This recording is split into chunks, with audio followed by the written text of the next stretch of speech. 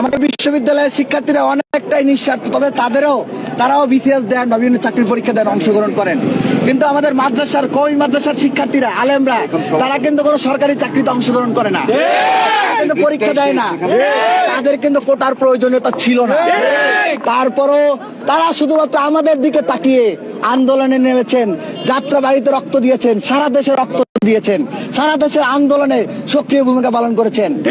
এইখানে আমরা দেখতে পাচ্ছি এই দুর্বল আলেম সমাজ মাদ্রাসা শিক্ষার্থীদেরকে দৃষ্টান্তমূলক ভাবে ন্যাক্কারজনক শব্দ চয়ন করেছেন যে তাদের প্রতি কি, তাদের প্রতি যে চাপ আগ্রহ আছে সেগুলো নাকি মাহফুজ আলম দিবে না। এই মাহফুজ আলম, রাষ্ট্র কি তোর বাপের? রাষ্ট্র কি তোর বাপের? একজন নিজের বাপের রাষ্ট্র বানাতে যা আজকে দেখ হাতুড়ের মতো ভারতে পালা গেছে। তোদেরকেও, তোরা যদি তোর বক্তব্য যদি এইভাবে প্রত্যাহার না করিস, তোদেরকেও বাংলাদেশ পিছপা হবে। যারা শাহবাগ কায়েম করে তাদেরকে গ্রেপ্তারের কোনো খবর নাই। যারা গুলি চালাইছে, যেসব আওয়ামী সন্ত্রাসীরা, তারা বলে আওয়ামী লীগকে তারা পুনর্বাসন করবে, প্রকাশ্য ঘোষণা দিয়ে বলে।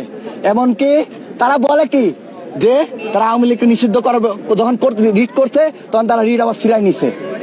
যারা 2000-এর উপর বেশি মানুষকে গুলি করে মারছে, কত বড় ঘৃণিত হইতে পারলে তারা এই আওয়ামী লীগ নিষিদ্ধের রিট ফিরায় নেয়। এবং আপনারা দেখেন আজকে জুলাই অভ্যুত্থান হয়ে গেছে প্রায় কয় মাস হয়েছে? 7 মাস হয়েছে। এখন পর্যন্ত কয়জনের বিচার হয়েছে? কয়জনকে গ্রেফতার করা হয়েছে? খুনিদের বিচার করার কোনো খবর নাই। উল্টা দিকে নিজ দলে আওয়ামী লীগকে পুনর্বাসন করতেছে ঢালাও ভাবে। আবার আর এক দিক দিয়ে যারা দুর্বল, যারা শুধুমাত্র ন্যায়ের দিকে তাকে আন্দোলনে অংশগ্রহণ করেছে, তাদের বিরুদ্ধে বিষোদ্গারমূলক বক্তব্য দেয়। আপনার বক্তব্য প্রত্যাহার করেন। যদি বক্তব্য প্রত্যাহার না করেন, সারা দেশের শিক্ষার্থীদের জন্য মাদ্রাসা শিক্ষার্থীরা, আলেমরা যেমন নিঃস্বার্থভাবে নেমে এসেছিল, আমরা সারা দেশের শিক্ষার্থীরা, মাদ্রাসা শিক্ষার্থী এবং আলেমদের সম্মান রক্ষার্থে রাজপথে নেমে আসবে।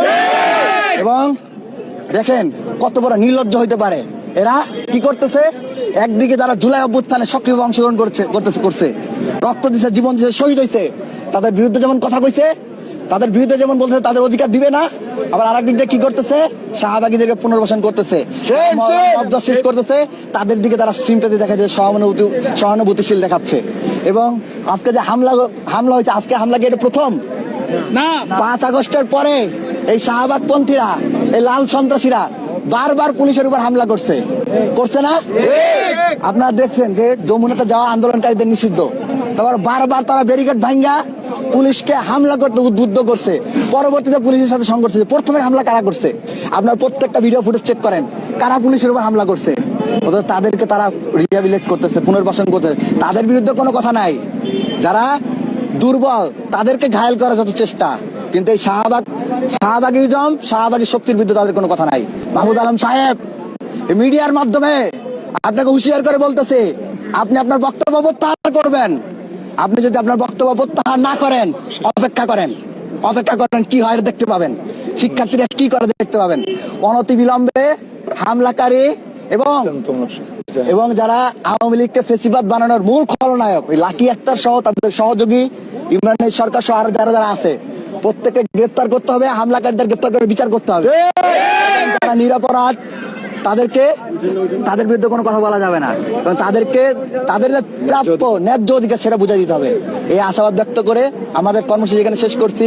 আবারও বলতেছি, অন ক্যামেরা বলতেছি, মাহমুদ আলম সাহেব, আপনি রাখালরাহাট দুর্নীতির সাথে আমরা দেখেছি আপনার নিউজে আপনার সংশ্লিষ্টতা আসছে, এবং আমরা মনে করি আপনি কাজ করার মাধ্যমে ঢাকা পোস্টের নিউজকে প্রত্যাহার করছেন। আমরা এটাই মনে করি। আপনার বিরুদ্ধে অনেক এলিগেশন আছে, আপনাদের প্রত্যেকের বিরুদ্ধে এলিগেশন আছে। আপনারা যদি বক্তব্য প্রত্যাহার না করেন, অন ক্যামেরা বলছি, আপনাদের বিরুদ্ধে সারা দেশের শিক্ষার্থীদেরকে সাথে নিয়ে আমরা আপনাদেরকে হাসিনার মতো করে দেশ ছাড়া করতে বাধ্য করবো। ইনকিলাব জিন্দাবাদ, ইনকিলাব জিন্দাবাদ। ধন্যবাদ।